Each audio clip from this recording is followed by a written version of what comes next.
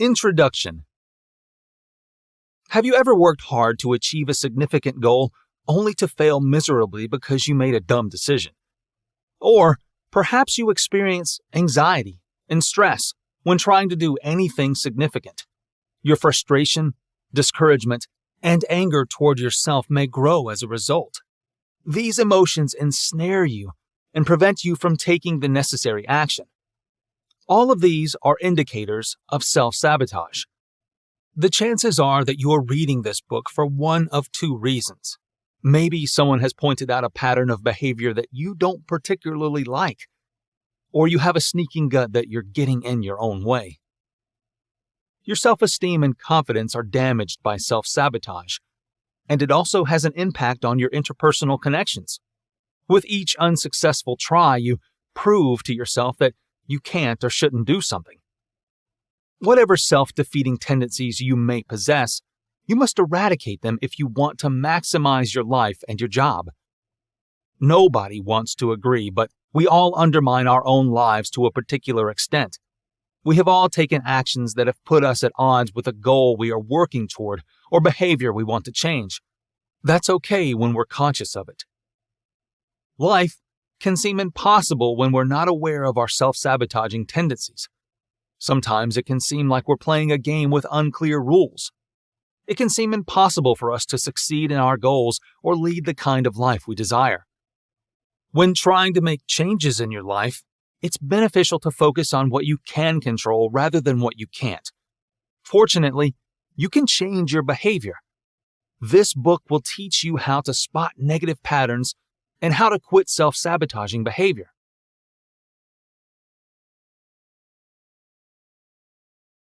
Chapter 1. Understanding Self-Sabotage. Do you ever find yourself hurrying around so much that you forget to charge your phone? Then, when you get a crucial call, you spend the entire call worrying that your phone will die. Or perhaps you've come to the conclusion that your romantic partner doesn't pay attention to you, leading you to speak more and more in an effort to make your point. Sadly, this makes your partner tune you out even more, endangering your relationship. These are just a few of the ways you can destroy your relationship and sabotage yourself by causing unneeded suffering and stress. What is self-sabotage? Sabotage is the deliberate destruction or subversion of something, often in a covert way.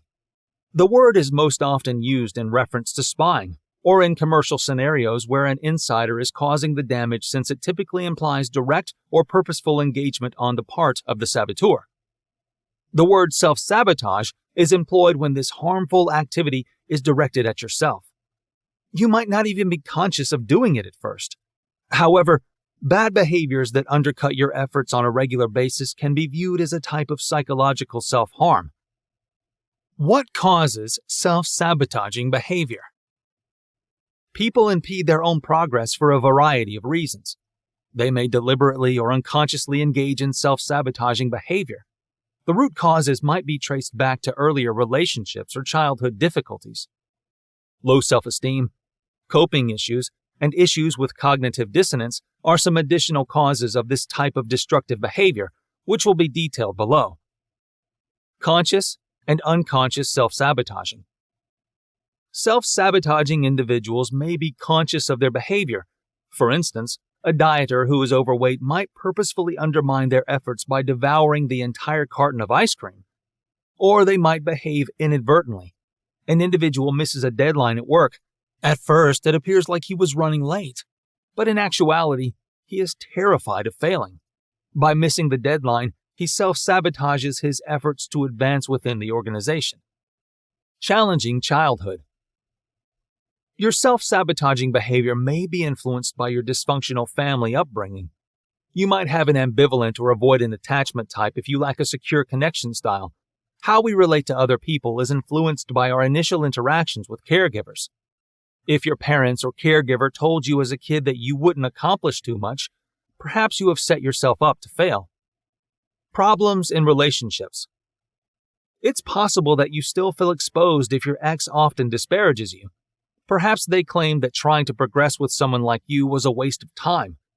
You now have a wonderful relationship, yet you cheat on your spouse, or split up without reason.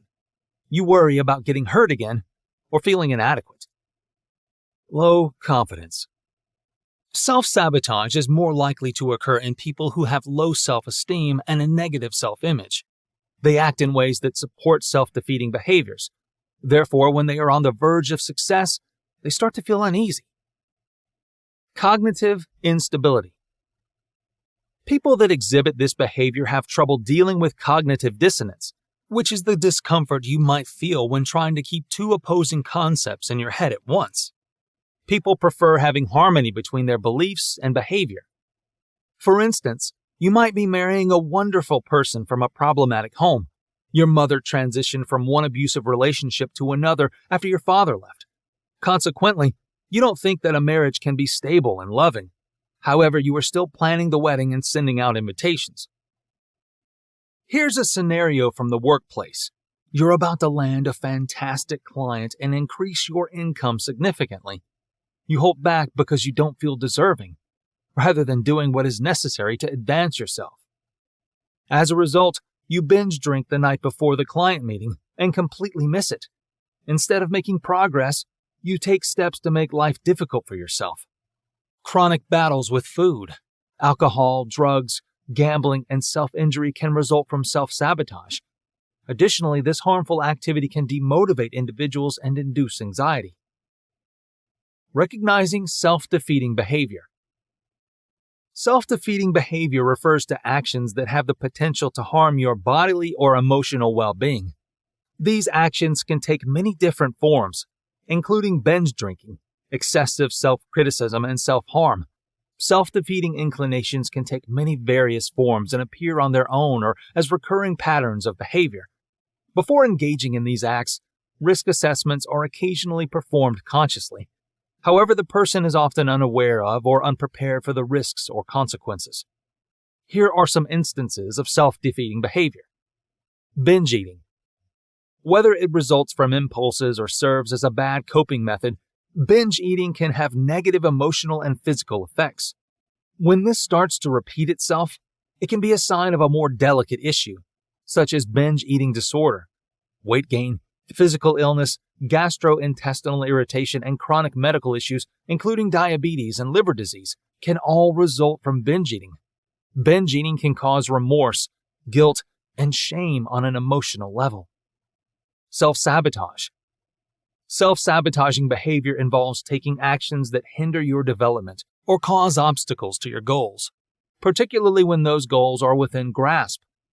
These behaviors undercut the person's attempt to live the life they want, since they are often motivated by anxiety, fear, and/or self-doubt. Most of the time, you won't even be aware of what you're doing, so you'll need someone else to call your attention to it. Procrastination. This means delaying tasks that, if completed right now, would produce superior results. Procrastination is a chronic problem for roughly 20% of people and can have negative effects. Chronic procrastination can have a detrimental impact on relationships, health, job, and school. Overspending. When you routinely spend more money than you earn or can afford, it's known as overspending. The satisfaction of basic needs is threatened by financial hardship, brought on by excessive debt and poverty, which has detrimental effects on well-being and health. Over-persistence. This is the practice of sticking with a course of action in the face of evidence that it is not the best one or that it might have unfavorable effects. The sunk cost fallacy, when you feel too committed in the course of action to change direction and instead dig in deeper, is a common cause of this drive to push through. As a result, there may be emotional harm, exhaustion, missed time, and strained relationships or careers. Learned helplessness. This is the belief that you were unable to finish things, or finish them completely. It is founded on low self-esteem and trauma-related self-doubt that makes you give up before you even begin. Substance abuse. The misuse of prescription medications, illegal drug abuse, and excessive alcohol consumption often have a negative effect on both the individual and others around them. This practice, which is often employed as a coping method, harms the person physically and neurologically and can impair emotional control. Self-harm. Cutting is one self-harming habit that is frequently used as a coping technique and a sign of other diseases like schizophrenia or depression. People engage in self-harming activities to deal with excruciating emotional anguish or to punish themselves. These actions can result in lifelong physical injury by reinforcing negative self-beliefs. Risky self-conduct. Risky self-conduct can have disastrous repercussions, including unprotected sex, anonymous sex, and sex with numerous high-risk partners. Pregnancy, abortion, acquiring an STI, and individual bodily and psychological trauma are a few of them. These factors can exert a substantial influence on how your life develops, and acting in this way randomly can have unanticipated bad effects. Ignoring medical care. Ignoring medical care when it is required can have fatal and severe long-term effects. It is crucial to receive care when required, regardless of whether this is due to fear, anxiety about medical procedures, mistrust of medical experts, or other factors. Even while this practice is more prevalent among elderly individuals, it can happen to anyone, especially low-income people who have trouble getting insurance. Self-defeating behavior patterns are harmful to the person who engages in them as well as to those around them. These actions can be dangerous if performed over time because they are only a short-term fix for issues. Recognizing these behavior patterns is the first step towards changing them. It's important to jot them down as soon as you become aware of them, along with the advantages and disadvantages of each. It is crucial to consider both the immediate and long-term repercussions of any behavior. Once you've identified them, the next step is to choose one to challenge yourself to change. For instance, if you see that you're behaving passively towards your friends, consider making the invitation yourself. Otherwise, politely decline their requests for actions you don't actually wish to take. Breaking free of your negative patterns. We all have a few bad habits. Whether they stem from problems from our early years or from a lack of determination to withstand temptations. However, not all bad habits are created equal because some have a greater impact on your life than others. This depends on how much time, money, and energy they actually require to maintain. The moment they begin to significantly impact your life and start to resemble regular patterns rather than isolated slip-ups, though, is when you know you have a problem. Here are 5 measurements that should help you address the issue as soon as possible. Recognize your habits. First things first, you must acknowledge these unhealthy practices in order to change them. Examine your routines and consider any aspects you'd like to change. Are there any actions you continue to take that make you feel bad afterward? Are there any aspects of your life that you never stop lamenting? Knowing exactly the patterns you wish to change is necessary before you can change your behavior. Know the reasons for changing. Once you've identified the unfavorable patterns in your life, you must thoroughly understand why you must end them. You must be conscious of how your negative habits affect your way of living. Think about how you feel after drinking, playing video games, gambling, or doing something similar for hours on end. Imagine your life in the future. It can be frightening to consider who you will never be if you don't allow yourself to realize your full potential. It might nevertheless be exactly the thinking you require to awaken from your delusions. We all experience if-only moments. But when addiction is involved, those moments can become lifelong regrets. Don't wait until you age to start wondering how your life would have been different if you had made certain changes earlier. Instead, consider your future as it may be if you start making the required adjustments right away. Start addressing the issue now. When you've finished contemplating everything, it's time to get to work. Now, this is the stage where the majority of individuals struggle. So start out slowly. Not everything has to change right away. Make a plan of action and progressively raise the level of difficulty of your improvements. If your goal is to lose weight, for example, and your issue is that you eat too much, start by calculating your calories, eating a little less, and walking a little more. Find a support network. To say the least, finding people who will encourage you and hold you responsible for all you do is crucial. No matter how driven you are, it will be more difficult to stay that way when times are difficult. At this point, you'll need encouragement and someone to serve as a motivator.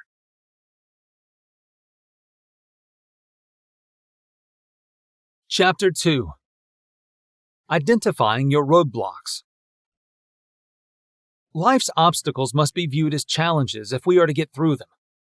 Whereas some people view obstacles as barriers, we must view roadblocks as life's challenges that we must embrace to succeed. The challenges we encounter provide us with a road to development and achievement. Obstacles should not be feared. Rather, they should be welcomed. Every challenge must be viewed as an opportunity, no matter how hard they may seem. We can either accept the obstacle for what it is or push past it with all our might. The obstacles we encounter to greatness are the challenges and problems we must overcome. At that time, we have a choice. We can give up or face our challenges head on and dig deep within to find the willpower to keep going, no matter what. Keep in mind that whatever gets in our path eventually becomes the way. Discovering your obstacles. No matter the task, whether it's organizing a child's birthday party or a public speech, our aims are always positive. And despite our best efforts, we will probably encounter challenges. As said earlier, we have two options when these hurdles appear: either back off and lose our chance, or be prepared for them. Although challenges can make it seem as though the outside world is conspiring against us, in truth, these outside difficulties are only raising internal barriers. It could be a memory or self-image that acts as dirt and slows us down. Self-sabotage can put us in a bind. What could happen if you were aware of and ready for those challenges in advance? If you were aware of the challenges you would face, you might be better prepared to face anything that threatens your chances of success. Perhaps you could suddenly transform a challenge that felt like a mountain into a minor hill. Here are the top 8 obstacles you will face on your path to success. Number 1. Perfection. The desire for perfection is one of the most common challenges we encounter. If everything must be just so all the time, it would be difficult for someone prone to perfectionism to continue on the path to success. Creativity, vitality, and serendipitous discoveries are all killed by perfection. People have unintentionally discovered numerous items that we use daily. They might never have experienced the success of their mistakes if they had been so concerned with perfection. Additionally, growing and developing throughout life results from learning from our mistakes. Therefore, striving for perfection will never guarantee success.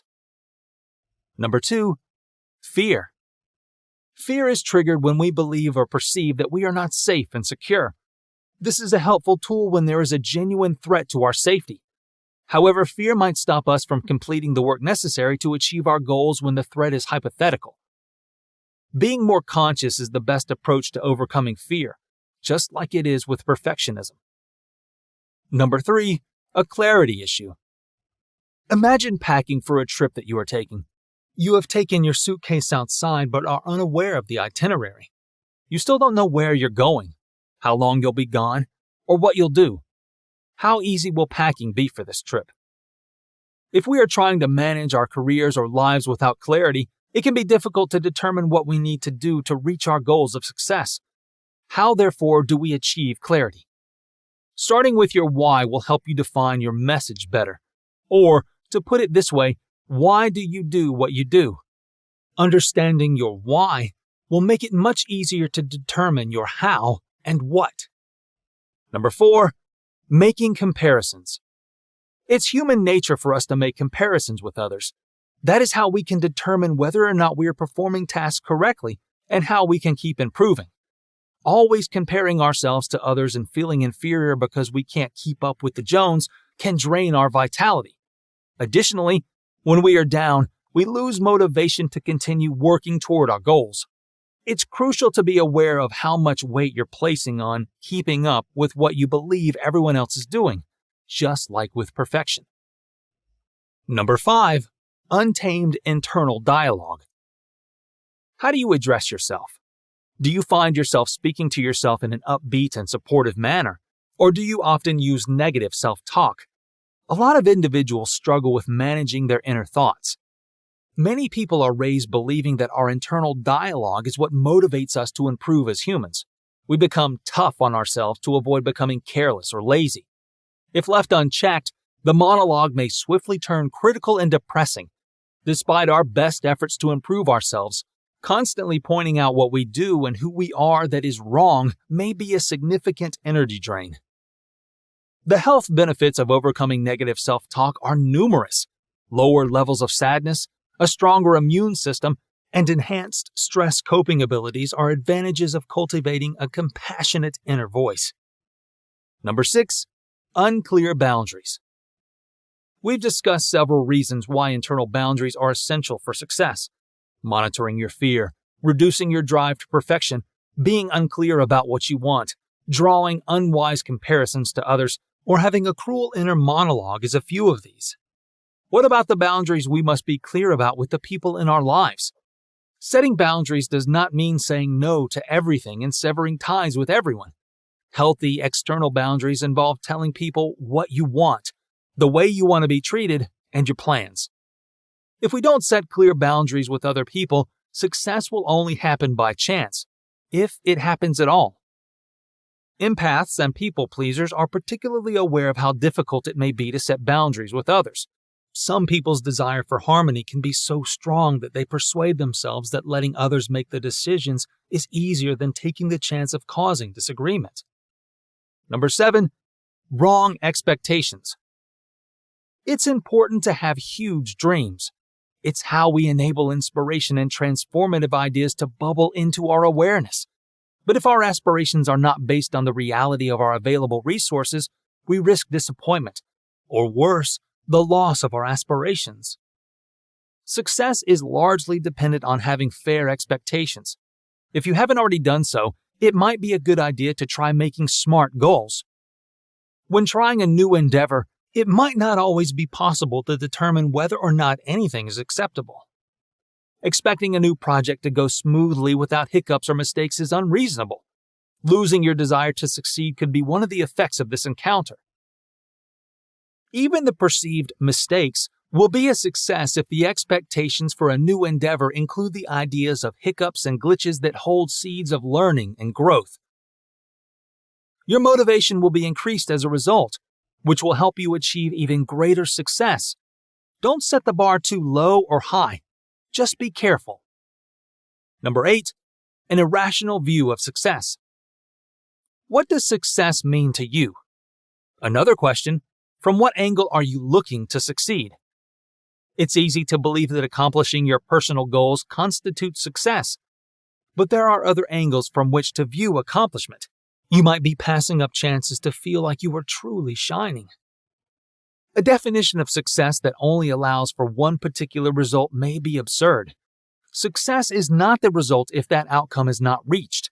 But if we accept that success may be defined in various ways, we might discover that it's much easier to achieve than we originally believed. Conquering fear and resistance. Humans must overcome resistance to change on both an individual and an organizational level. As indications of resistance to change, procrastination, hatred, and frustration all harm our long-term performance. Additionally, people have the propensity to justify their resistance by saying things like, "This is my long-standing nature. I find comfort in this manner," or even, "Traditionally, my family has always done it this way." Here are a few reasons why people object to change, as well as some tips for overcoming it. Lack of knowledge. You will probably resist change if you have created a standard or a certain method of doing things and are unaware of the necessity for change. People must therefore be aware of their personality type and behavioral patterns. Uncertainty. When there is uncertainty, people strongly reject change because they are unsure of the future. If people fear the unknown, they could be hesitant to change their lives. Change only occurs when necessary, when it becomes impossible or hazardous to continue as we have been, or when it is imposed upon us. Studying in advance is wonderful if you want to improve your life but are terrified of the unknown. Lack of expertise. People who resist change may occasionally experience fear owing to a lack of information, experience, or expertise. This is a genuine fear, so it's crucial to get competent counsel in this situation. Belief. Some people believe that their way of doing things is the greatest and correct way to accomplish things. People may not change their views even when things are not going well unless there is an intervention.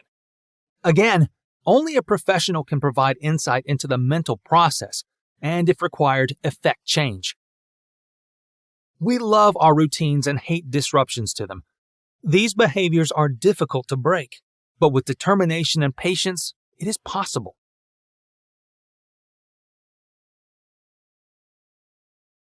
Chapter 3. Cultivating Self-Awareness. Let's take a brief trip through time to the year 1100. We are seated at our wooden bench with a goose quill while making a list of qualities we consider indisputably admirable in a friend, lover, co-worker, or family member. What might we include on this vintage list? Probably phrases like patient, kind, loyal, and kind, to name a few. Now let's come back to the present moment. We're now typing that list while seated or standing at our desks. We would presumably write down the same virtues as in 1100, but we might also include some fresh ideas. Self-aware is a feature I desire in a person and one I'd like to possess. Thus, I'd put it on my list of desirable traits. But what precisely does being self-aware entail? How did self-awareness come to be regarded as a desirable trait, and how can you cultivate it? Self-awareness is the ability to recognize and manage our emotions. The capacity to perceive one's current emotional state is known as self-awareness. The argument claims that we often have no awareness of how our emotions are feeling and how much it affects our behavior and thinking. To the extent that we can manage our emotions, we can better manage these other aspects of our lives. Being self-aware also entails seeing your actions and words from other people's perspectives. It understands who you are from their perspective. This illustrates how self-awareness is an approach to introspection that lets it in for comparison with one's feelings and actions instead of shutting out the outside world.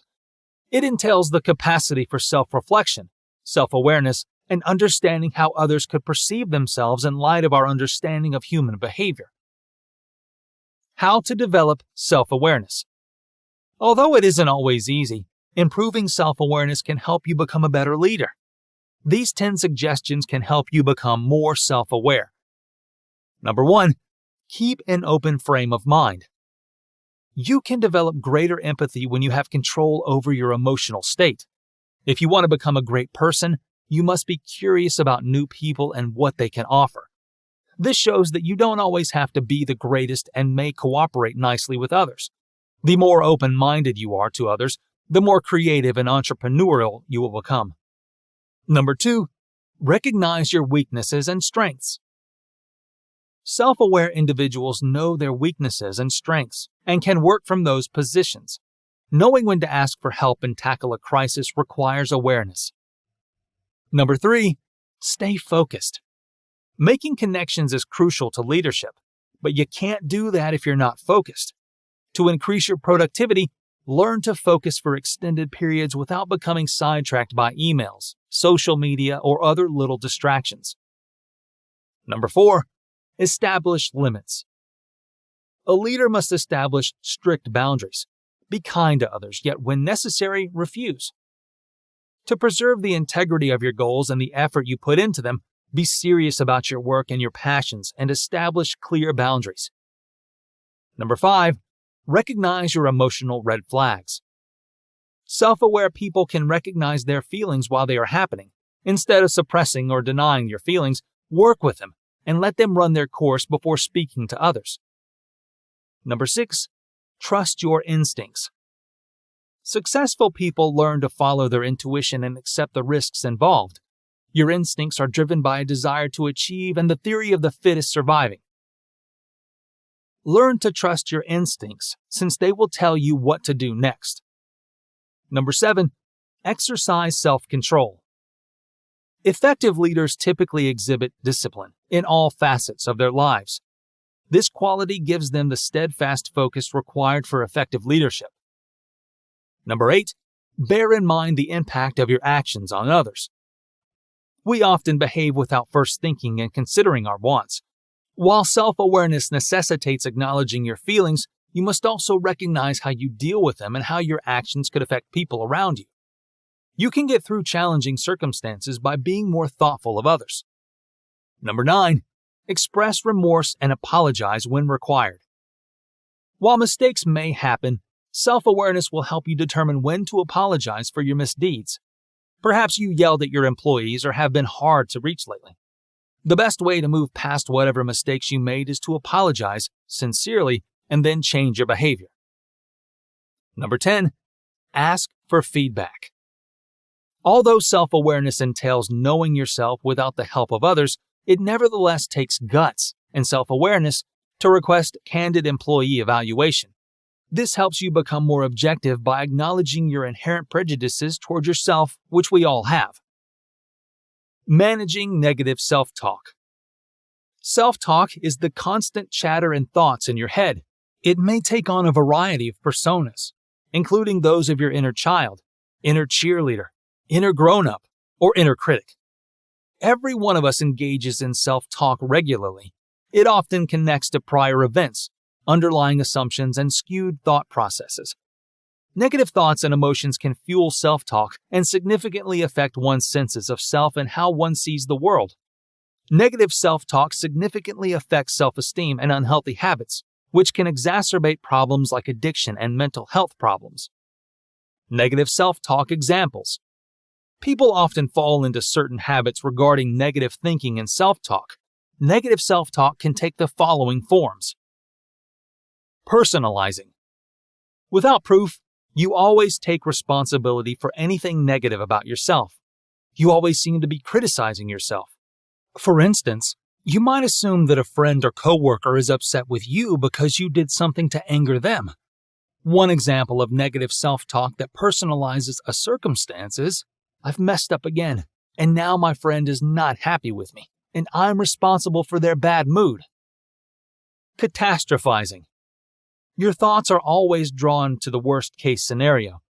For instance, you might immediately assume that if you make a little mistake on a work report, you'll be fired, unable to make ends meet, and forced to live on the streets. The voice in your head might be catastrophizing negative self-talk telling you, I can't do anything right, and now I'll be homeless and destitute because of it. Filtering. You ignore all the good things in your life and pay attention to the bad. You might have had a terrific day when most things went as planned, but because the deli misread your order, you stewed about it rather than enjoying everything else about your day. Instances of pessimistic self-talk associated with filtering including saying to yourself, nothing good ever happens to me. I can't do anything to change how life is unfair. Changing negative self-talk. If you pay close attention to your habits and work hard to change them, you may stop negative self-talk and overcome negative thinking. Here are 7 strategies to help you change negative self-talk. Number 1. Recognize your negative inner dialogue. The first step involves developing an awareness of negative thought patterns and their impact on your mental state and actions. Here are 2 instances to get you started. Reflection break. Take a break to consider your ideas and inner voice. Stop and ask yourself, what's the thought? What is its motivation? I'm feeling how? Journaling. Keeping a thought diary or a free-form journal can be beneficial. Any method that allows you to put your thoughts on paper will increase your awareness of negative thinking and help you get to know yourself better. Number 2. Combat self-negative talk. You can start to delve deeper and create new thought patterns as you become more adept at identifying destructive ones. Negative thoughts are often linked to illogical beliefs. Become aware of these thoughts and challenge them. Starting with concrete, encouraging affirmation is a fantastic idea. Challenge the thought, I am never going to get this right, with, I am doing my best and my best is enough. It takes time and repetition to retrain your mind and change your perspective. Number 3, engage in positive self-talk.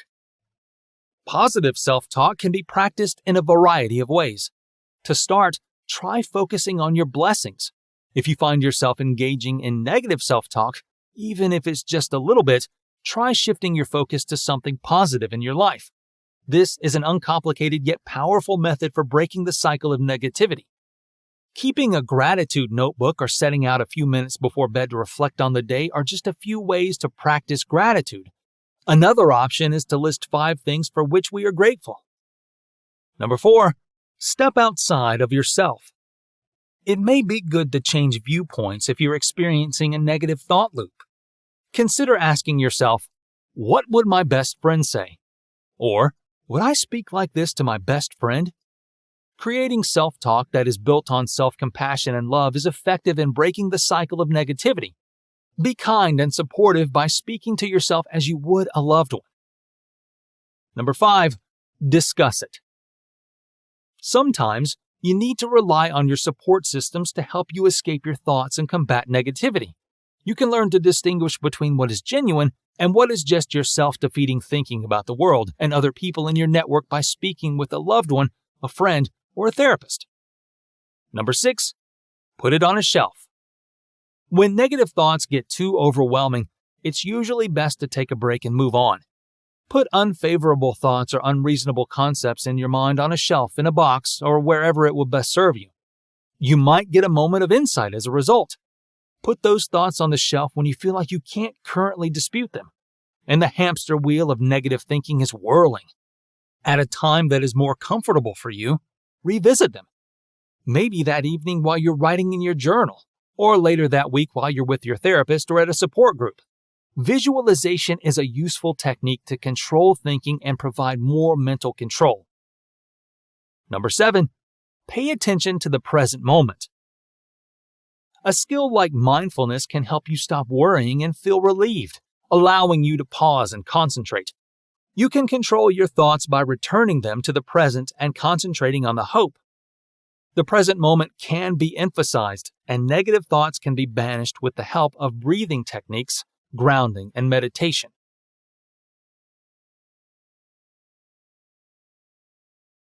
Chapter 4. Nurturing Motivation. Have you ever felt like you don't have the motivation? Have you ever appeared to have lost your drive? Whenever this happens, it's time to start over. We outline some crucial tips to maintain your motivation in trying circumstances. The professional question I'm asked the most, whether I'm working with an athlete, a CEO, a client quitting drugs, or just an ordinary person, is, how can I get motivated? I have devoted much time to reading, writing, thinking about, and practicing, acquiring, developing, maintaining, and exploiting the internal juice that dictates and controls our behavior and its persistence. I am a huge motivational nerd. When in doubt, I always know to return to the basics. So, you ask, what are the basics of motivation? How can you discover your why? Wonderful question. Let's begin. Finding your why. It's important to consider your why, the key factor contributing to your sense of fulfillment and purpose. You can feel more fulfilled, gain more confidence, and positively impact people's lives after you turn this into a personal mission statement. Your life's purpose, or why, is what motivates you and keeps you moving forward in difficult and rewarding circumstances. Even if there are certain commonalities, everyone has a unique reason. These are only a few common reasons someone could state as their why, along with love, prosperity, legacy, and security. Your why could be to achieve financial independence or land a position allowing you to work remotely. It could be pursuing your personal goals or looking for meaningful relationships. Maybe it's having a good sense of humor or putting a priority on helping people who are in need. Whatever it is, it can act as your North Star, a basic concept to direct your routine and life or death decisions. Finding your why could seem difficult, but it might be easier than you think. Here are 7 tips to help you find more personal and professional purpose. Number 1, ask questions. Approach your own life as it is right now from a Socratic perspective.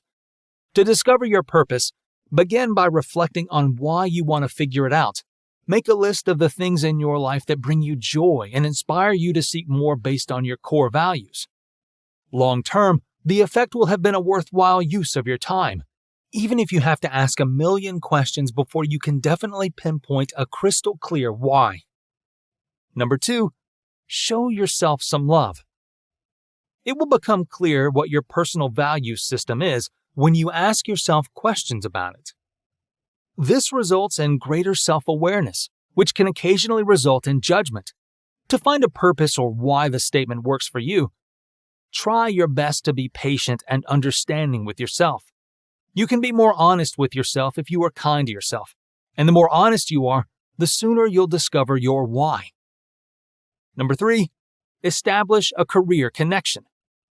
You'll need to figure out how to balance your why with the requirement to generate income. This may seem simple to some people because their primary motivation may be financial security, in which case they will readily accept any position that assures them of stability.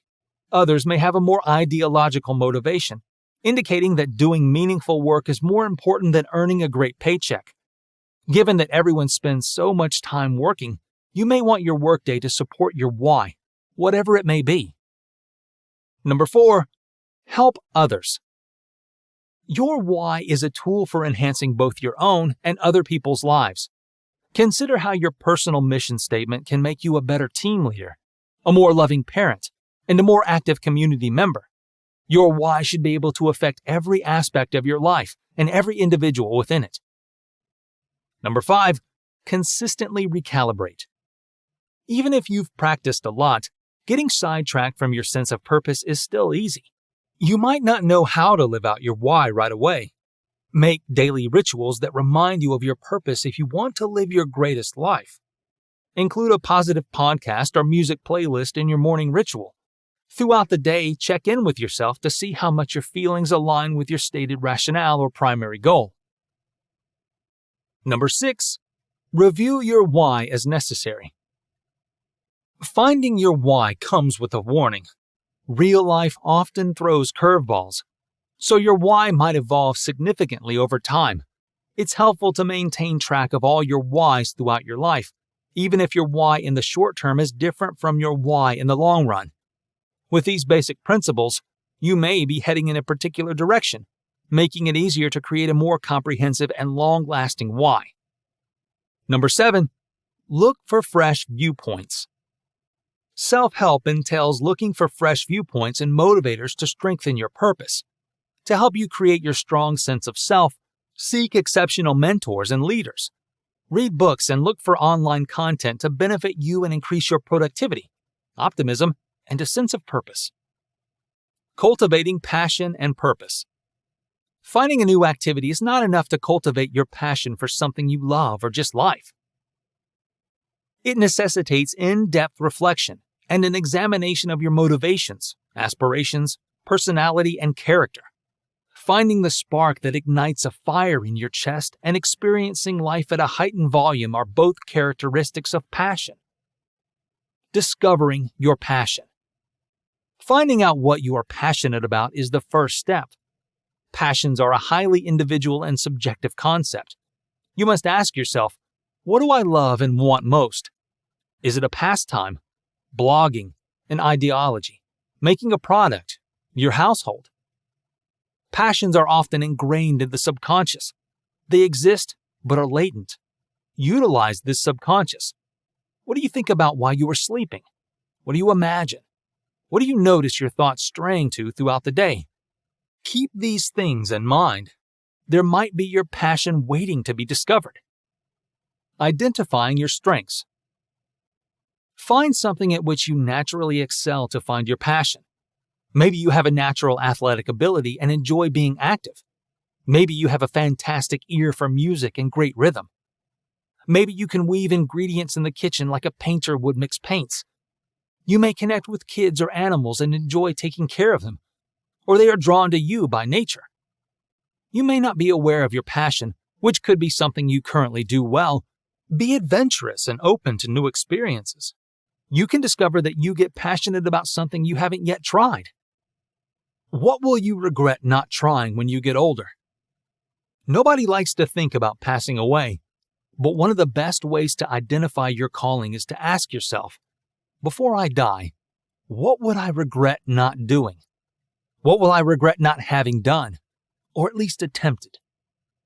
This goes far beyond merely being a bucket list of adventures like skydiving or bungee jumping. Having a large family, starting a successful farm or business, or saving animals are some things you might do that will make you happy in the end. How will you be remembered? What legacy are you planning to leave for future generations? By uncovering the answers to these inquiries, you may acquire the drive to fully embrace life. Vincent van Gogh, a famous 19th century painter, famously said, "I would prefer to die of passion than boredom."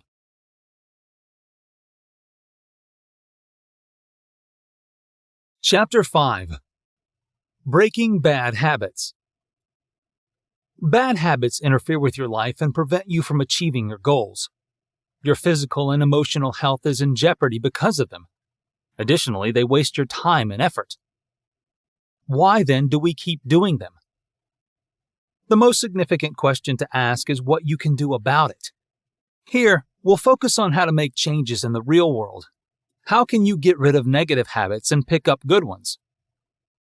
There are undoubtedly more questions than answers, but if you continue reading, I'll explain what I learned about quitting harmful habits. Being aware of the habit loop. The habit loop, what does it mean? How does the habit loop work? And why is it so crucial? The habit loop describes how we develop and maintain our routines. If you understand how the habit loop works, you can use it to develop constructive habits and eliminate destructive ones. Although you might believe that you make daily decisions, habits account for more than 40% of your actions.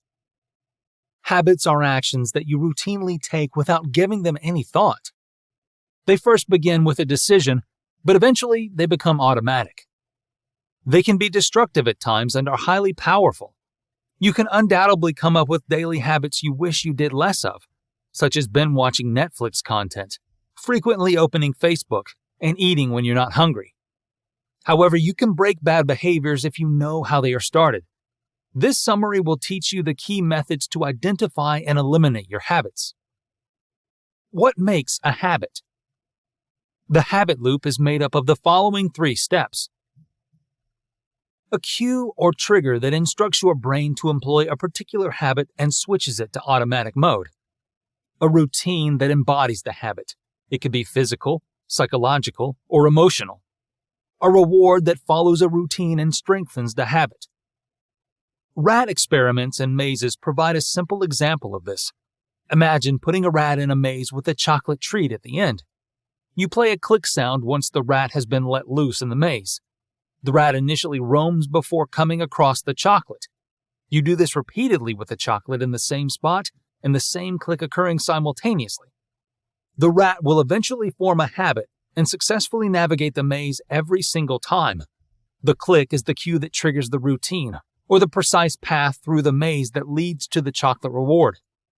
The rat can even be taught to activate various routines in response to various inputs.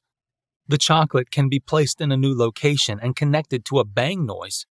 The rat will then travel in the direction indicated by the click or bang you play. Interestingly, the rat's brain switches to autopilot while it does its routine. The rat's brain activity is far lower than when it is regularly out exploring. You understand the feeling if you've ever zoned off while performing a rather difficult task, such as brushing your teeth or backing out of the driveway. This is so because habits have benefited evolution. The brain is constantly seeking ways to reduce effort. In our prehistoric past, having a brain that could execute normal tasks automatically, such as walking and eating, was beneficial because the brain could then use its additional energy to consider how to locate fresh mammoth herds and construct homes. Without the habit loop, you must choose how to leave your driveway, which shoe to tie first, and whether to clean your teeth after or before showering. This would drain your energy greatly and prevent you from worrying about more crucial decisions. Overcoming procrastination. To stop procrastinating immediately, you should find the simplest step to move closer to your goals. Then, try taking just that one tiny step while allowing yourself to make mistakes. For instance, if you have to write an essay, you can begin with just one word while acknowledging that it won't be great and may even be subpar initially. Additionally, you can help yourself get started right away. for example, by setting up your tools before beginning to work. And you can help yourself avoid procrastination by eliminating distractions from your workplace. Long-term procrastination can be defeated by doing the following. Set definite, attainable goals. For instance, when it comes to starting a workout routine, setting a realistic goal such as being able to run a full mile by the end of the month is more effective than setting unattainable goals like do some running or run a marathon by the end of the month. Analyze how much you procrastinate.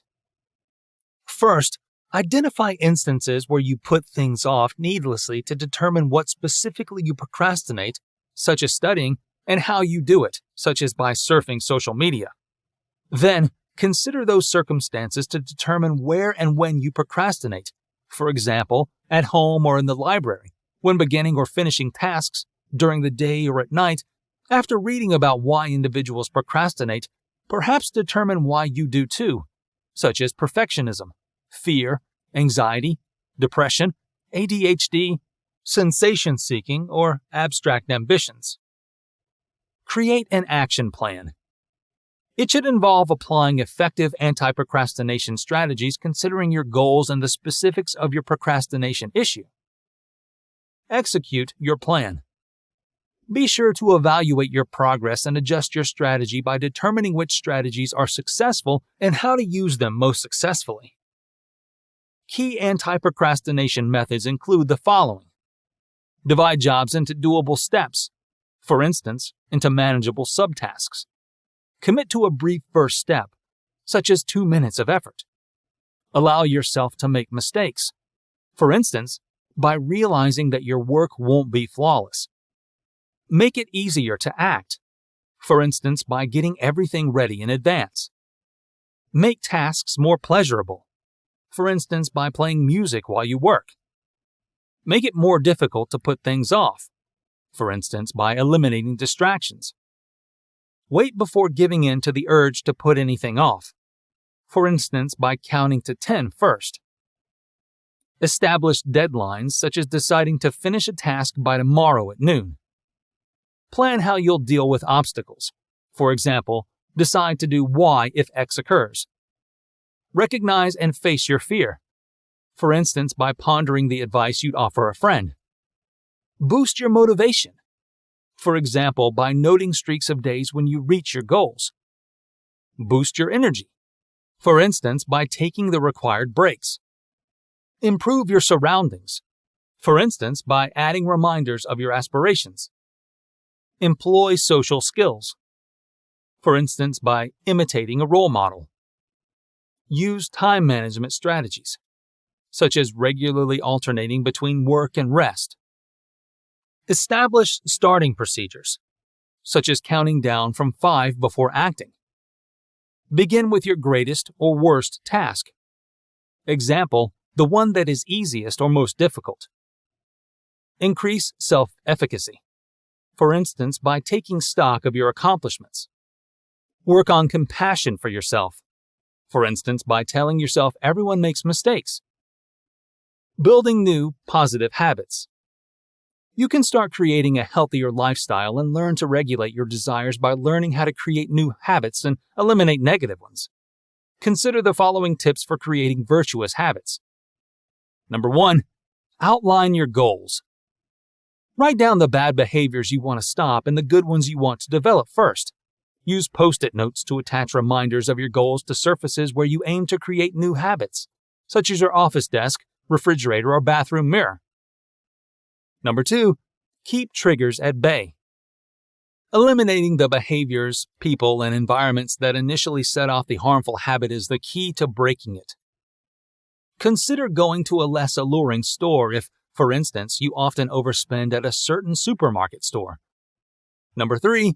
Determine the underlying reasons for your habits. Your response to cravings determines how habits are formed. Cravings are often triggered. Your brain uses triggers as a means of attracting rewards. Making better judgments and breaking poor habits might be easier by knowing the reward you're looking for. For instance, even though a healthier choice might help you feel better, you might reach for fried foods to deal with a stressful day. Knowing what your body or mind is craving might help you exercise greater restraint and make choices that will help you form healthy habits. Number 4, pay attention to little adjustments. Building a new habit or changing an established one can be difficult. By beginning with small modifications, you can modify your daily routine in a significant way. Concentrate on developing small, consistent routines. For instance, if you want to start working out more, take 5 daily walks. Number 5, create a daily schedule. Consistency is one of the most powerful tactics for altering your habits. Once you have determined the healthy habits you wish to cultivate, select a specific time of day to engage in them and commit to maintaining that routine. Number 6, track your progress. It's crucial to monitor your development when trying to acquire new behaviors. You can accomplish this by utilizing habit tracking software or a journal. Measuring your development enables you to appreciate little victories and maintains your motivation. Number 7, find a partner for accountability. A support system can improve your chances of creating long-lasting habit modification. To keep your accountability for the behavior change you want to make, ask a close friend, family member, coach, or mentor.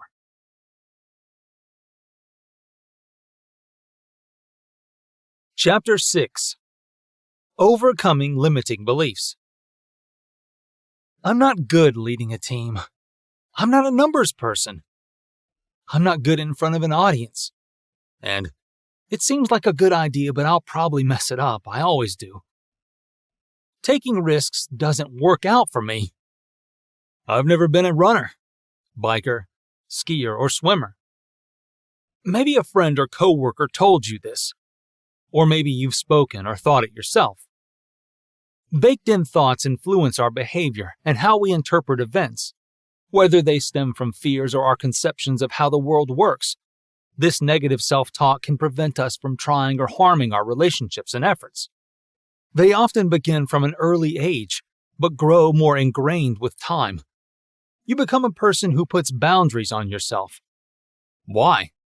How can a fearless child become someone who avoids challenges and opportunities for learning, constantly doubts themselves, or is afraid of failing?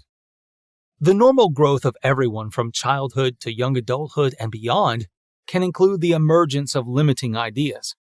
Now is the time to recognize your self-limiting thoughts and discover ways to dispel them. What are limiting beliefs? A limiting belief is a way of thinking or feeling that, because you hold it to be true, stops you from acting in a certain way. Additionally, these convictions don't always have to pertain to you. They might deal with thoughts, interpersonal dynamics, and how the world works. You can't trust anyone. You must look out for number 1 to get ahead. You have to be arrogant to go into sales. The only way to get a promotion is to give up having a life. If you win, I lose. Your life may be impacted by limiting beliefs, but not always for the better. They promote self-awareness that keeps you from working for your goals, forming healthy connections with others, and making changes in any area of your life. Most of us hold unfavorable beliefs, which restrict our lives and keep us in our comfort zones. Sometimes, limiting beliefs serve as a protective mechanism to shield us from pain. Your subconscious may try to stop you from hurting yourself again by recalling unpleasant memories from the past. These unspoken restrictions may cause unfavorable feelings like imposter syndrome, anxiety, and procrastination. Why do we have limiting beliefs? Limiting beliefs are typically unconscious thoughts that protect against potential disappointments, failure, and frustrations. You might have experienced a certain problem in the past, and now when you are confronted with a similar circumstance, your subconscious looks for a means to try to block it. Finding the source of the issue by identifying the cause of such negativity is a useful first exercise to combat limiting beliefs. These constricting ideas and opinions may have numerous origins, including personal experiences are those that a person has been through and have caused him to form specific opinions. Hereditary experiences and beliefs are connected to how we were made and the concepts and behaviors that we pick up from our environment and reinforce throughout our lives. When you avoid doing something or refrain from doing it because you are afraid of failing, This is known as using fear as an excuse. The social networks of people who are close to you and have the potential to impact you. Standards set by society can give rise to limiting beliefs. Since religious preaching typically specifies which attitudes are acceptable in the eyes of the divinity in whom a person believes, religious beliefs can occasionally disseminate limiting beliefs. Consider the goals you have but aren't currently pursuing to identify your limiting beliefs. Then seek the rationale you discover for not doing the thing in question. The why of the statement is typically where this reason is found. It's difficult to break free of such restrictive notions. Talking to close friends, family members, or mentors can be a helpful strategy. How, then, can you get over those limiting beliefs? Number 1. Which one of your limiting beliefs can you name? Finding out your limiting beliefs is the first step towards conquering them. If you are concerned about several limitations, begin with the biggest one and follow this process for each one. Number 2. Accept that it is only a belief. Be aware that your belief can just be based on falsehoods. It is a belief, not a reality, and is almost certainly completely wrong. Number 3. Question your own belief. Now that you are aware that your view is merely a belief and not a proven fact, you may want to reconsider it. Challenge it by asking questions like, is this belief genuinely supported? What evidence is being cited? Have I always had that belief? If not, what has changed? Is there any data to refute my belief? What would it feel like to consider ideas that contradict what I believe? Is this belief helping me reach my goals?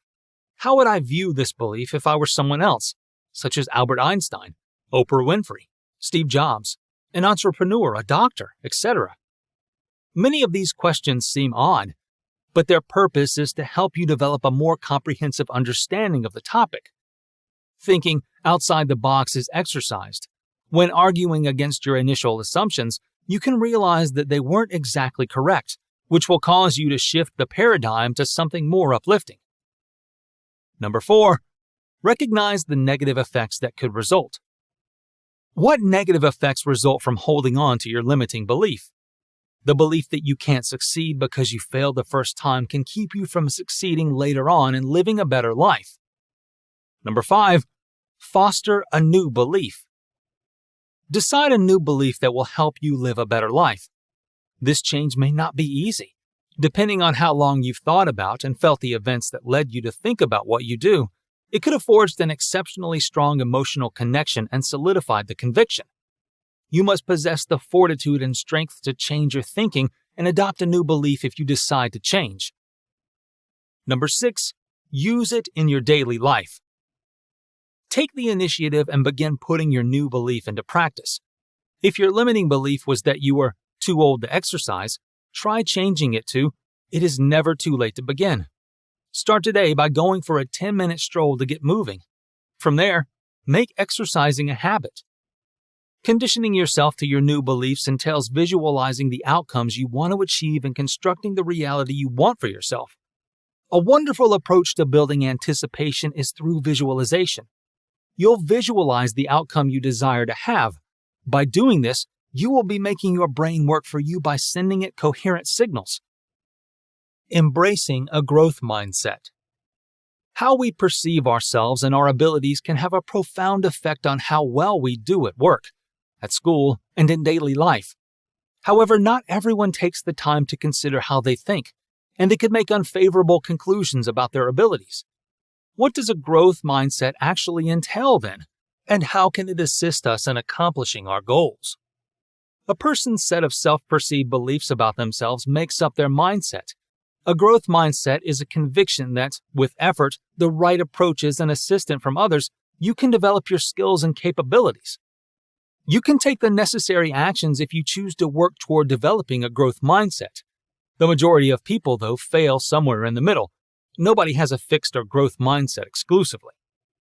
Similarly, it's critical to remember that not everyone is capable of completing every task. Although everyone has limitations, success can be ascribed to effort, commitment, and attitude. Furthermore, factors other than mentality are often what lead to favorable outcomes. Here are some pointers for developing a growth mindset. Number 1, recognize your mindset. By analyzing how you manage challenges at work or school, you can determine your current state of mind. Ask yourself, for instance, if you often use phrases like, "I've learned to work well with people," or "I'm a natural people person." You can identify your fixed or growth mindset by answering questions like these about your perspective. Such understanding is the basis for change, which can help you reconsider your line of work. Number 2, examine your improvements. Consider a skill you possess today that you did not previously. What previously did you find challenging? Why does it now seem easier?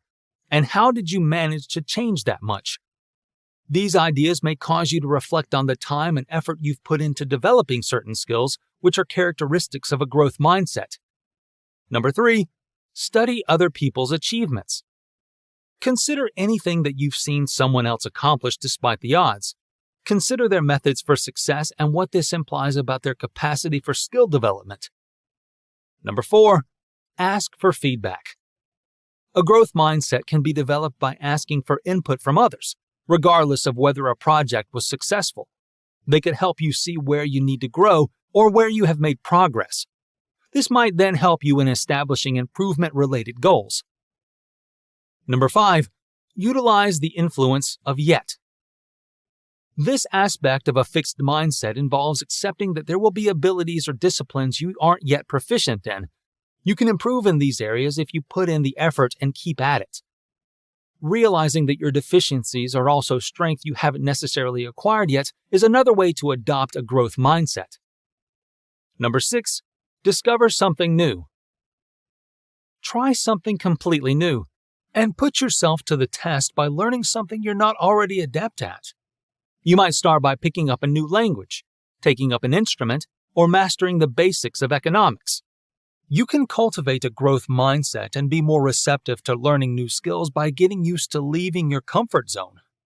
Number 7, make mistakes. You won't be able to complete everything accurately on your first try. Permitting yourself to make mistakes can help you learn from them. Consider mistakes as an essential component of learning rather than a sign of incompetence. By identifying potential areas of weakness or ignorance where you might make significant growth, you can learn from your mistakes. Number 8, look after yourself. Instead of punishing yourself for your mistakes, think about how you treat others. If someone didn't succeed at something you were good at, would you tell them they were useless? Or would you tell them they should learn? By practicing mindfulness, you can improve your relationships, communication, and emotional support. Additionally, it might assist you in identifying and avoiding fixed mindset-related beliefs. Number 9, look at examples. Looking at folks with a growth mindset can be beneficial if you're trying to cultivate your own. There are opportunities to learn from others through professional examples or by looking at people who already know. Look at what they do and how they address problems. Then consider how you can use similar strategies. Number 10, set sensible goals. Various factors affect success. As we've already discussed, personality, intelligence, environment, and other elements can all have an impact. However, you can work toward achievement by defining specific goals that offer a stimulating challenge.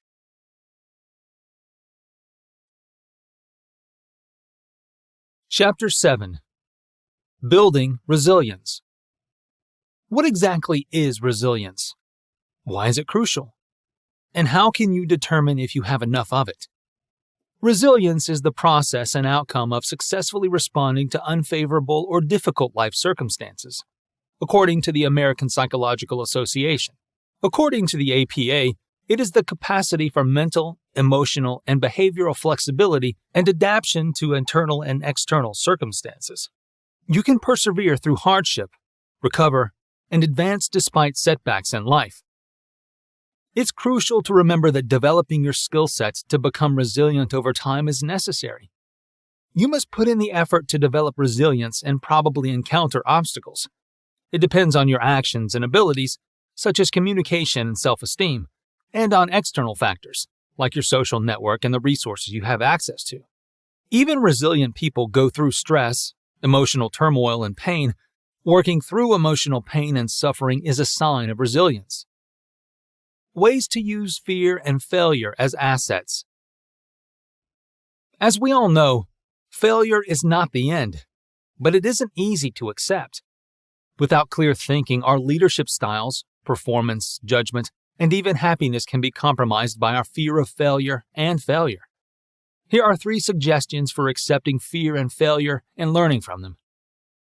Number 1, don't let fear consume your attention. Instead, use it to focus. Fear is a strong emotion that may either help you or hinder you. Use it as a warning system. It flags areas that need your attention, unfinished business that has to be finished, or flaws in your strategy or product. When you receive the signal, concentrate on it and let go of the uneasy feeling. Try using fear as a teacher. Then write it down after noting the signal and your strategy for dealing with the trigger. Does paying attention to the signal immediately help you relax, clear your head, and go forward? Number 2, allow the team to fail to achieve more success. Teams that dread failure and its repercussions consistently produce subpar work.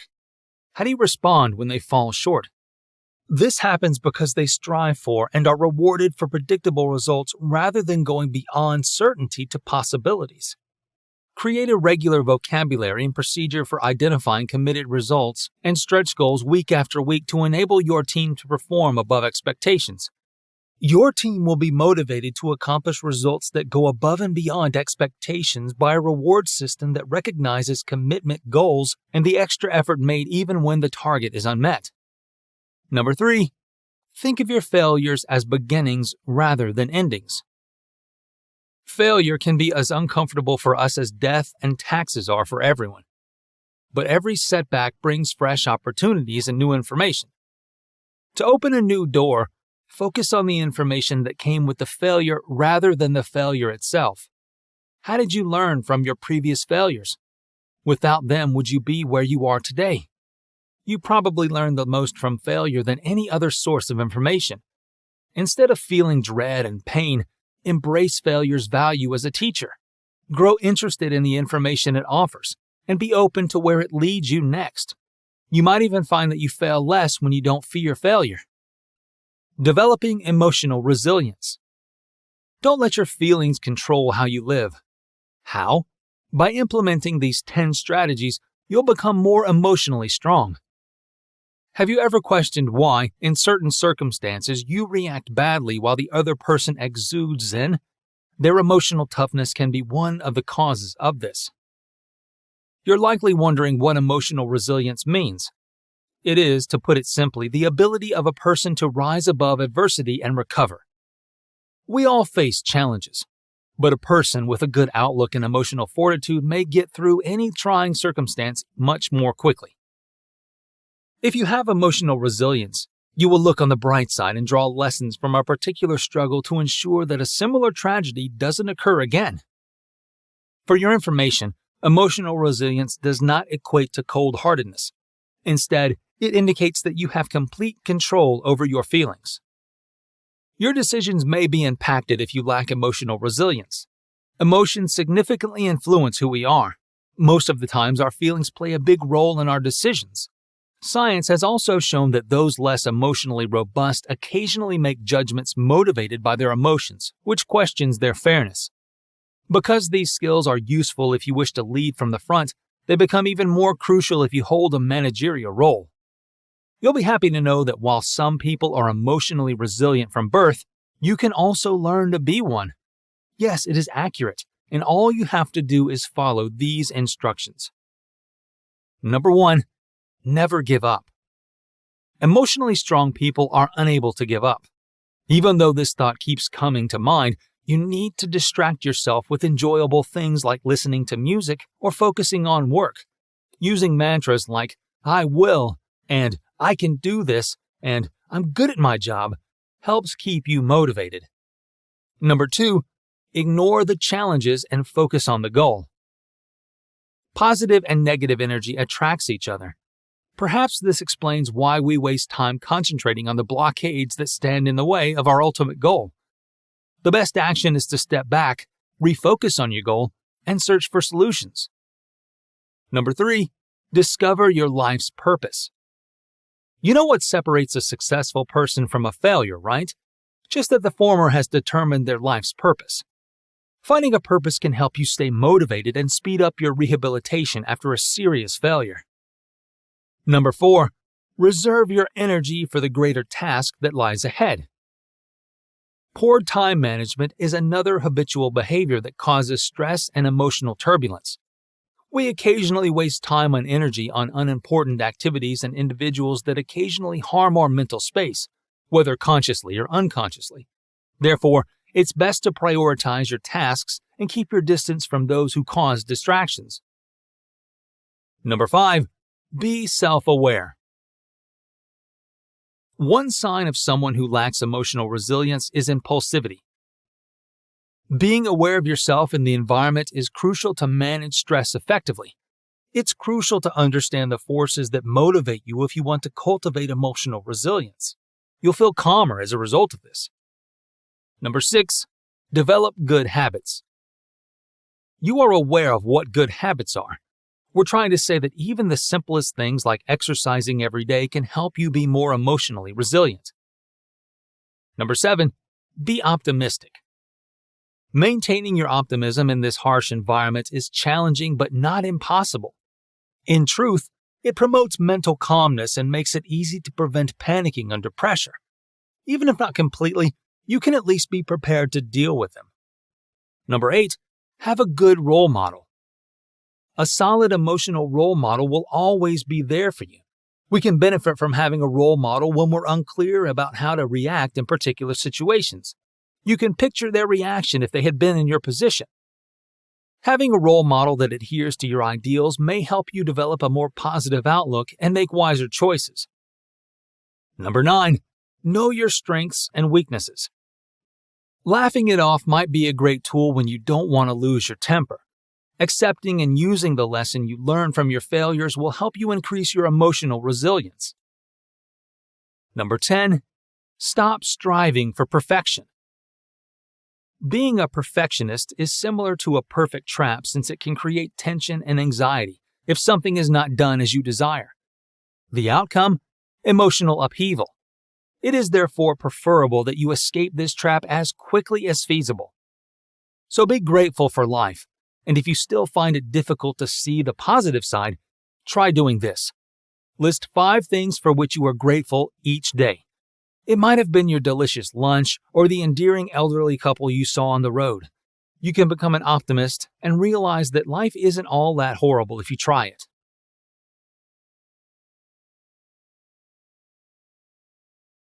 Chapter 8. Goal Setting and Action Planning. The following fact might surprise you. 90% of people never achieve their goals. Despite the widespread perception that achieving goals is essential, most people hardly ever succeed. There may be a variety of causes for this. If you often create goals but hardly achieve them, you might not be using the proper intrinsic or extrinsic motivators.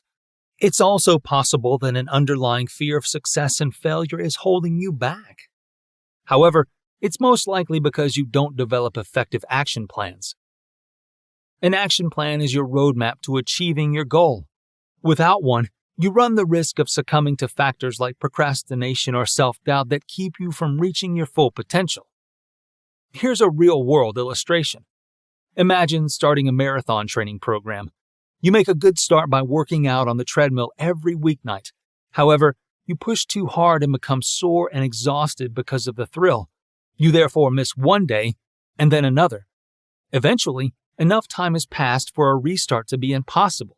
You choose not to register since you are behind in your training. Although preparing for a marathon can be difficult, that is not the reason you failed. If you had made clear action plans, you could have done more consistently without hurting yourself. In this circumstance, you were the obstacle preventing you from reaching that goal.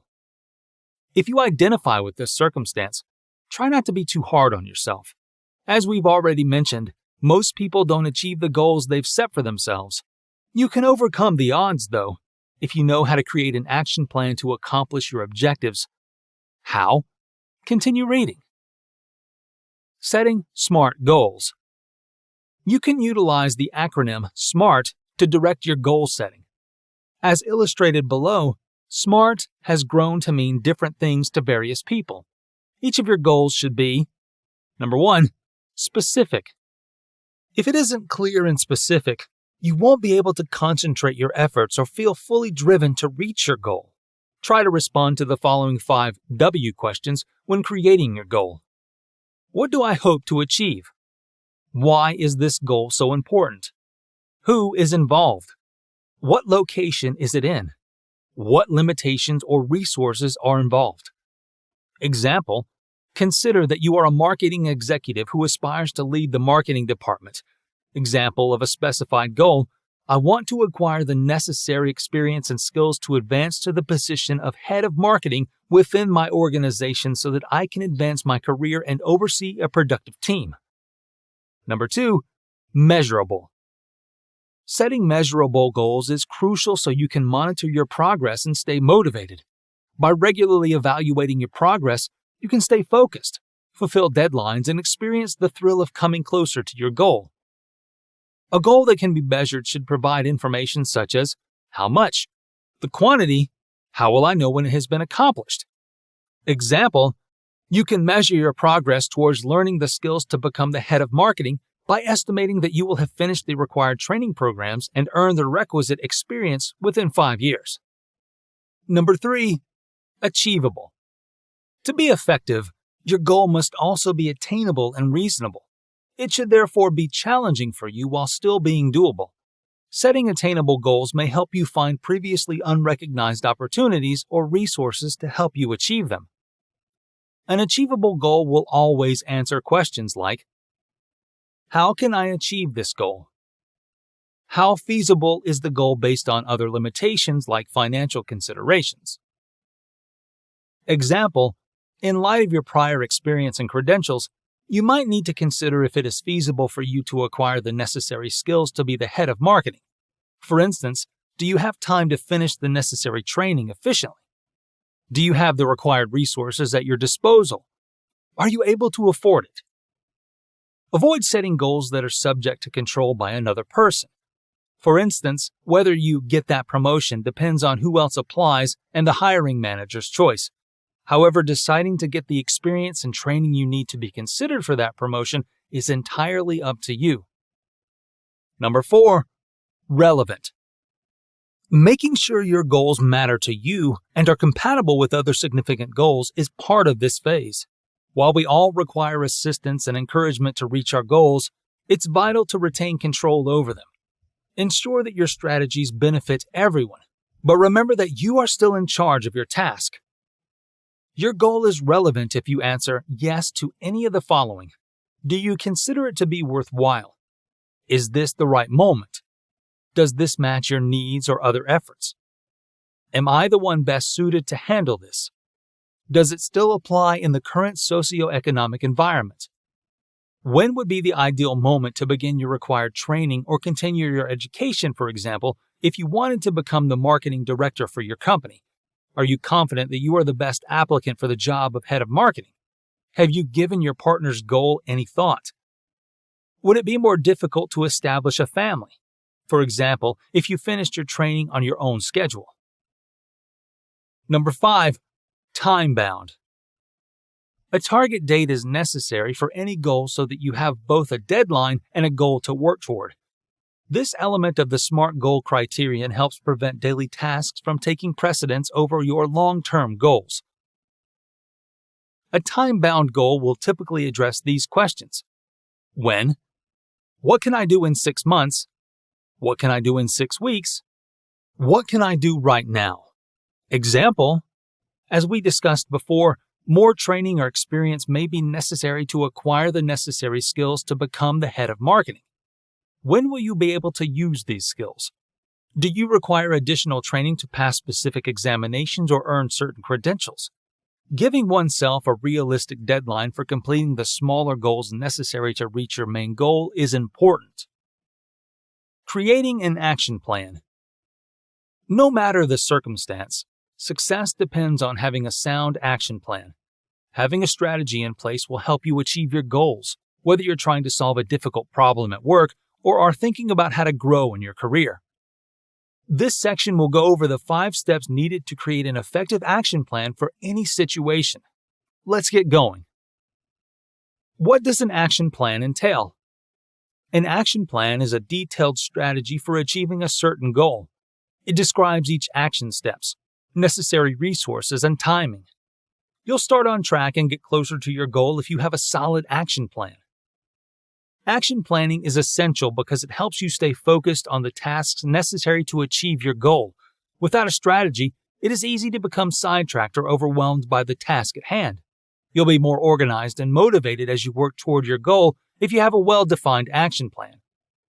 Now that we are clear on what an action plan is and why it's important, let's talk about developing one. Step number 1. Set a goal. Building an action plan begins with determining your goal. What do you want to achieve? Be detailed and make sure your goal is attainable. Once you've decided what your objective is, put it down on paper so you can refer to it anytime. Step number 2. Break your goal down into smaller, more achievable pieces. Once your goal has been determined, break it down into doable steps.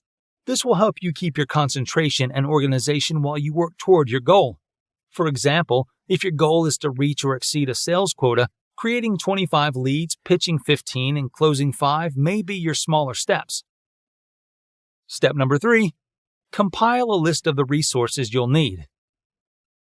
You might require particular resources to accomplish your goal.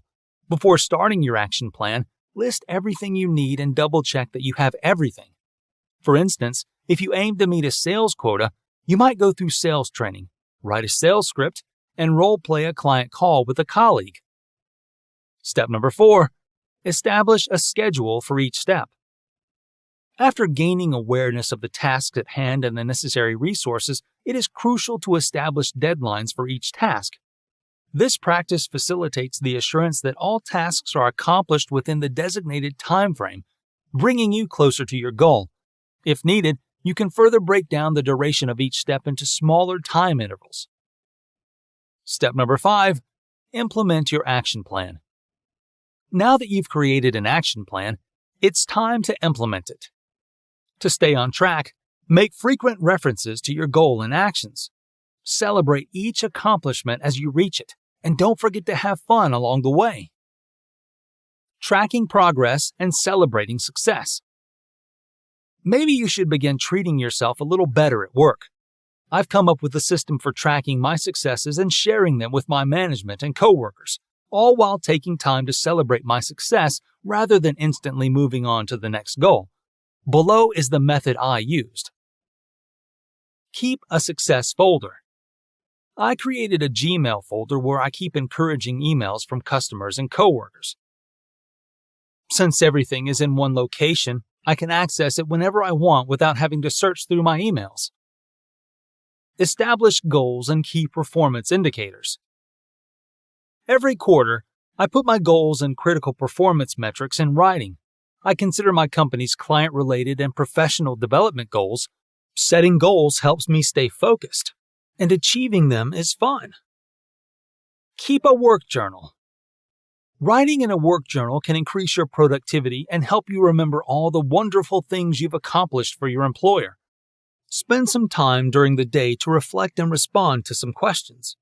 You'll be able to monitor your development and take the time to celebrate both the smaller and larger accomplishments. Make it a team effort.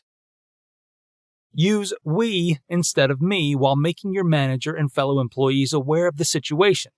Describe how the group achieved the goal if it was a group effort. Just be careful not to downplay the task that you completed. Everyone enjoys being recognized for their efforts, so framing it this way will make you and your team members feel good. Of course, there will be some things for which you alone are accountable.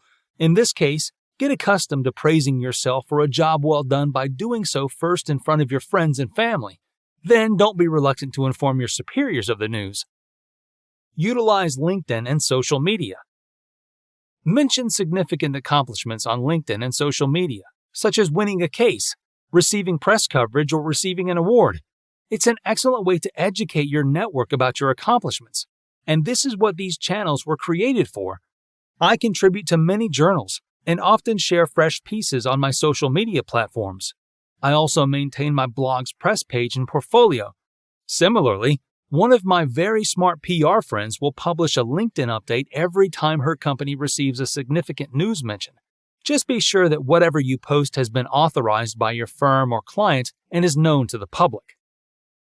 Establish a big mouth email list. Create a big mouth email list. Former supervisors, former coworkers you want to stay in touch with, mentors, and acquaintances who seem interested in your professional path should be all on the list. Inform the individuals on the list of any significant employment news such as a promotion or job change. Set small goals.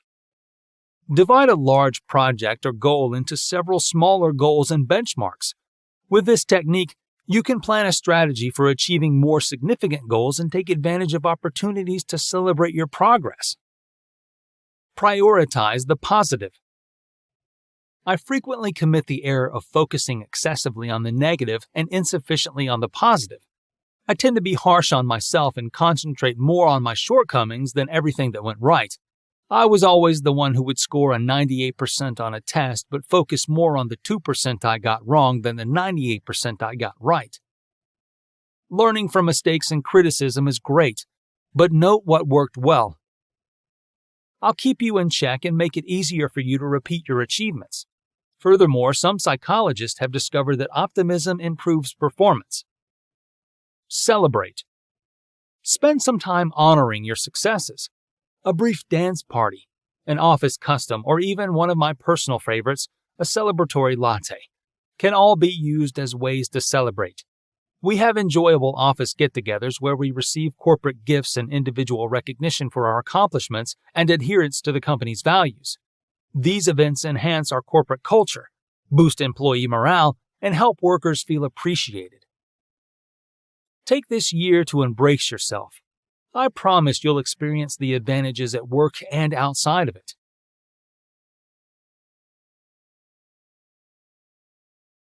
Chapter 9. Embracing your potential. You have wings from birth. Don't crawl. You weren't made to. You've got wings. Learn how to use them and fly. Your full potential is a journey, not a destination. The goal of this voyage is the liberation from your constraints and the limitations that other people, sometimes with good intentions, have placed upon you. It takes persistence, bravery, self-awareness, and much guts to realize your full potential. On May 6, 1954, around 6:10 p.m., if you had been at Oxford, England's Iffley Road track, you would have been one of the fortunate onlookers to see a moment of unparalleled human potential. It was a cool spring evening and the crosswind was buffering the track. The earth was still damp from an earlier rain. The gun went off at 6:10, and the rest is history. A 25-year-old medical student named Roger Bannister created his training program in opposition to traditional training techniques. After that, he completed a mile in 3 minutes, 59.4 seconds. He achieved his personal goal and demonstrated at that instant that people could surpass the contentious 4-minute mile barrier. What Bannister accomplished wasn't a consequence of pure talent or fortunate coincidence. He had a clumsy gait earlier in his running career and had just almost made Oxford's third track squad. He did, however, possess a winning recipe. The following provides the foundation for creating a winning strategy of your own. You too have the power to achieve the unachievable. Cultivating self-confidence. Self-confidence can appear in many different ways, and for the majority of us, developing it is a lifelong process. Here are some tips on how to increase your self-confidence. Number 1. Consider your achievements to date. It's easy to lose confidence if you haven't made any progress. Make a list of all your proudest accomplishments, such as passing a test or mastering surfing. Include it on the list, which you should keep close at hand whenever you accomplish something to be proud of. Use the list as a reminder of all your amazing accomplishments whenever you're feeling down. Number 2, consider your strengths. Everyone has talents and strengths. What are yours? You can increase your confidence in your talents by identifying your strengths and working to improve on them. Number 3, set some goals. Establish clear goals and outline the necessary steps to achieve them. These goals don't have to be grandiose. They can be as simple as arranging a night out with friends or baking a cake. The key is to concentrate on a few achievable milestones that you can check off your list, thereby bolstering your confidence in your abilities. Number 4, talk yourself up. If persistent negative thoughts continually undermine your sense of self-worth, it will be challenging to cultivate confidence. Reflect on the way you speak to yourself and recognize how it can detrimentally impact your confidence levels. Instead, strive to encourage and uplift yourself, treating yourself with the same kindness and support you would extend to your closest friend. Number 5, find a pastime. Make an effort to discover a cause or activity that ignites a strong passion within you. It could be knitting, sports, photography, or any other pursuit that resonates with you. Once you have identified your interest, make a deliberate decision to pursue it. When you engage in something you are genuinely interested in or passionate about, you are likely to be more motivated and experience rapid development of your talents in that specific area. Escaping your comfort zone. Life feels safe and cozy when we are in our comfort zone. It's difficult to find the drive to go on more often than we'd like to admit.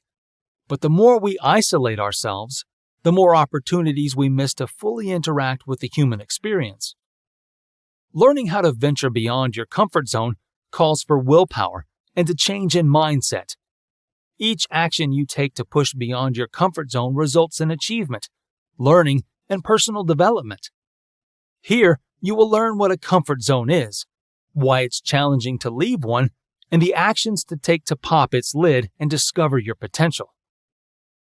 What does comfort zone mean?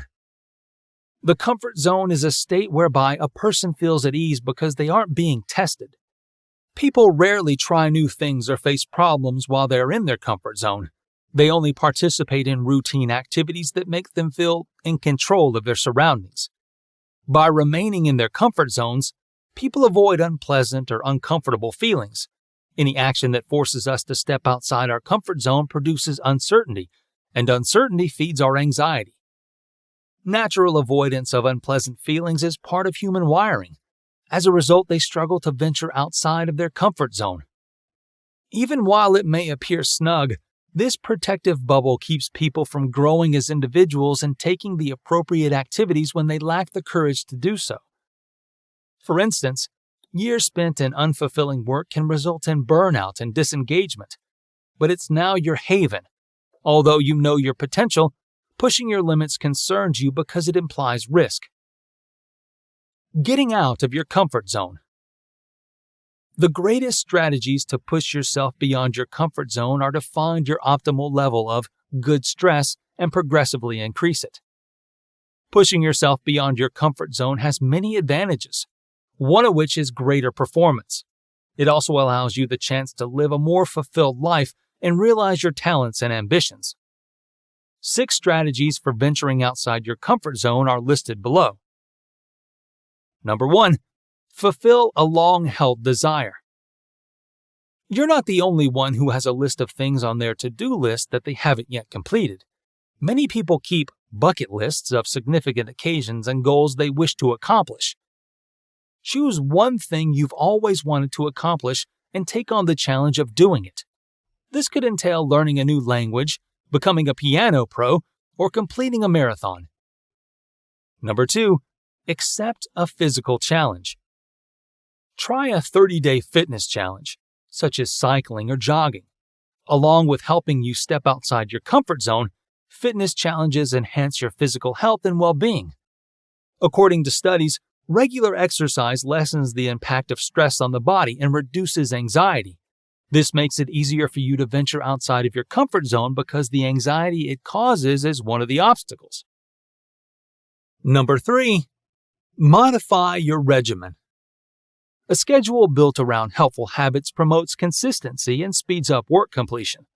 However, when someone gets overly accustomed to their daily routine, they experience a sense of being on autopilot. Adding some randomness to your routine is one way to get out of that rut. Think about the hypothetical scenario in which you routinely work from the convenience of your home office. By periodically working from a new location in your home or a cafe, you can change up your routine. Number 4, increase the range of your professional skills. Remaining within your comfort zone can hinder your professional growth. For example, becoming excessively comfortable in a role that you have surpassed may impede your progress and advancement in your career. One approach to stepping outside your comfort zone is learning new skills that provide a competitive advantage and increase employability. Utilize your organization's learning and development resources to upgrade your skills and gain those in demand in your sector. Number 5, pick a fear and confront it. Having courage is essential to stepping out of your comfort zone. True bravery lies in taking action despite fear. Start by identifying a specific fear that is currently holding you back and confront it. You can initiate this process by tackling a simple task related to that fear. For instance, if you struggle with shyness around people, challenge yourself to participate more actively in meetings at work or consider joining a local Toastmasters club to improve your public speaking skills. Number 6, visit a new place. Traveling is one of the best ways to step outside of your comfort zone. Not only is it enjoyable, but it also broadens your perspective. Change up your travel itinerary next time if you always stay at the same beach resort.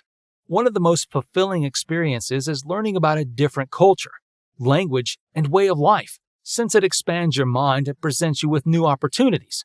Traveling also offers you access to the natural wonders of the world and fosters a deeper appreciation for nature and the environment.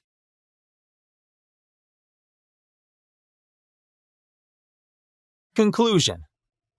Be gentle to yourself as you become more familiar with the various forms of self-sabotage and how they develop. Keep in mind that implementing too many changes simultaneously is a classic example of a self-defeating action. Self-sabotage is not a character's fault.